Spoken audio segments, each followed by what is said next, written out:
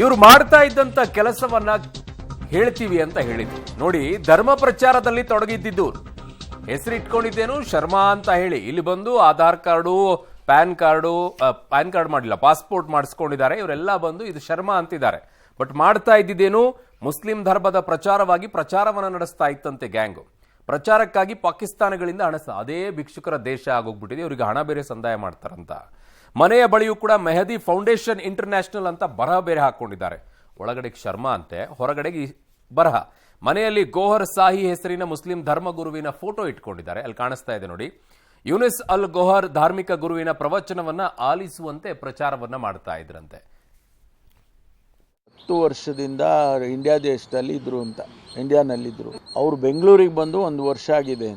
ಅವರು 3 ಜನನೋ 4 ಜನನೋ ಕಸ್ಟಡಿಗೆ ತೊಗೊಂಡಿದ್ದಾರೆ. ಈಗ ಅವರನ್ನ ಇನ್ವೆಸ್ಟಿಗೇಷನ್ ಮಾಡ್ತಾರೆ.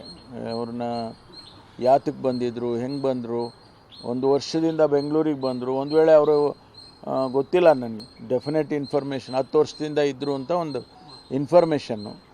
ಒಂದು ವೇಳೆ 10 ವರ್ಷದಿಂದ ಇರೋದೇ ಸತ್ಯ ಆಗಿದ್ದರೆ 10 ವರ್ಷದಿಂದ ಯಾಕೆ ಅವರು ಯಾರೂ ಕೂಡ ಇಂಟೆಲಿಜೆನ್ಸ್ ಏಜೆನ್ಸಿಯಲ್ಲೂ ಕೂಡ ಅವ್ರನ್ನ ಇದು ಮಾಡಲಿಲ್ಲ ಅಂತ. ಅವರು ಎಲ್ಲಿವರೆಗೆ ಹೋಗಿದ್ದಾರೆ ಅಂದರೆ ಪಾಸ್ಪೋರ್ಟನ್ನು ಮಾಡ್ಕೊಳ್ಳೋವರೆಗೂ ಹೋಗಿದ್ದಾರೆ. ಪಾಸ್ಪೋರ್ಟೇ ಅಂದರೆ ಇನ್ನು ಆಧಾರದ ಎಷ್ಟೊತ್ತು, ಪಾಸ್ಪೋರ್ಟು ಭಾಳ ಸ್ಕ್ರೂಟಿನಿ ಮಾಡಿ ಮಾಡಿಕೊಡ್ತಾರೆ. ಅಂಥದ್ರಲ್ಲಿ ಪಾಸ್ಪೋರ್ಟೇ ಮಾಡ್ಕೊಂಡಿದ್ದಾರೆ. ಆಮೇಲೆ ಆಧಾರ್ ಕಾರ್ಡ್ಗಳು, ಏನೇನು ಕಾರ್ಡು, ಆಮೇಲೆ ಹೆಸರುಗಳು ಬದಲಾಯಿಸಿದ್ದಾರೆ, ಹೆಸರು ಬದಲಾಯಿಸ್ಕೊಂಡಿದ್ದಾರೆ.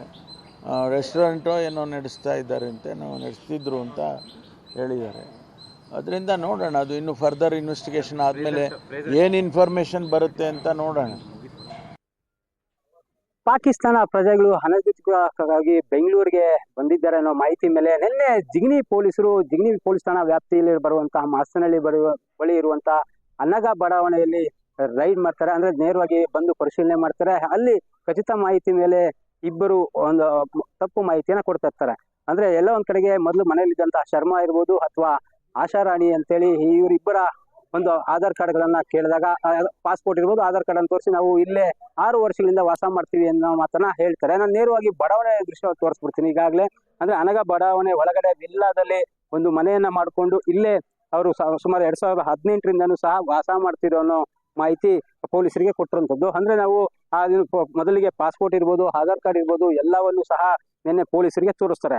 ಆದ್ರೆ ಎಲ್ಲೋ ಒಂದ್ ಕಡೆಗೆ ಮನೆ ಒಳಗಡೆ ಪರಿಶೀಲನೆ ಮಾಡ್ಬೇಕಾದ್ರೆ ಗೋಡೆ ಬರಹಗಳಿರ್ಬೋದು ಅಥವಾ ಮೆಹಂದಿ ಫೌಂಡೇಶನ್ಗೆ ಸಂಬಂಧಪಟ್ಟಂತಹ ಒಂದಷ್ಟು ಫೋಟೋಗಳು ಸಹ ಅಲ್ಲಿ ಇರ್ತವೆ. ಹಾಗಾಗಿ ಅನುಮಾನ ಬಂದು ತೀವ್ರ ವಿಚಾರಣೆಗೆ ಜಿಗಣಿ ಪೊಲೀಸ್ ಇನ್ಸ್ಪೆಕ್ಟರ್ ಆದಂತಹ ಮಂಜುನಾಥ್ ಅವರು ವಿಚಾರಣೆಗೆ ಒಳಪಡಿಸ್ತಾರೆ. ಆ ಸಂದರ್ಭದಲ್ಲಿ ಅವರ ಮೂಲ ಯಾವುದು ಅನ್ನೋದನ್ನ ಜೊತೆಗೆ ಏನು 2014ರಲ್ಲಿ ಭಾರತಕ್ಕೆ ಬರ್ತಾರೆ. ಅಂದ್ರೆ ಡೆಲ್ಲಿಗೆ ಬಂದ ಸಂದರ್ಭದಲ್ಲಿ ಅಲ್ಲಿ ಅದು ಕೆಲವೊಂದು ವ್ಯಕ್ತಿಗಳ ಮುಖಾಂತರ ಪಾಸ್ಪೋರ್ಟ್ ಅನ್ನ ಮಾಡಿಸ್ಕೊಳ್ತಾರೆ ಮತ್ತು ಆಧಾರ್ ಕಾರ್ಡ್ ಅನ್ನ ಮಾಡಿಸ್ಕೊಂಡು 2018ರಲ್ಲಿ ನೇರವಾಗಿ ಬೆಂಗಳೂರಿಗೆ ಬಂದು ಏನ್ ಜಿಗಣಿ ಬಳಿ ಇರುವಂತಹ ಒಂದು ಬಡಾವಣೆಗೆ ಬಂದು ಇಲ್ಲಿ ವಾಸ ಮಾಡ್ತಾ ಇರ್ತಾರೆ. ಮೆಹಂದಿ ಫೌಂಡೇಶನ್ ವತಿಯಿಂದಾನೇ ಸಂಪೂರ್ಣವಾಗಿ ಅವರಿಗೆ ಏನು ಮನೆ ಬಾಡಿಗೆ ಇರ್ಬೋದು ಅಥವಾ ತಿಂಗಳ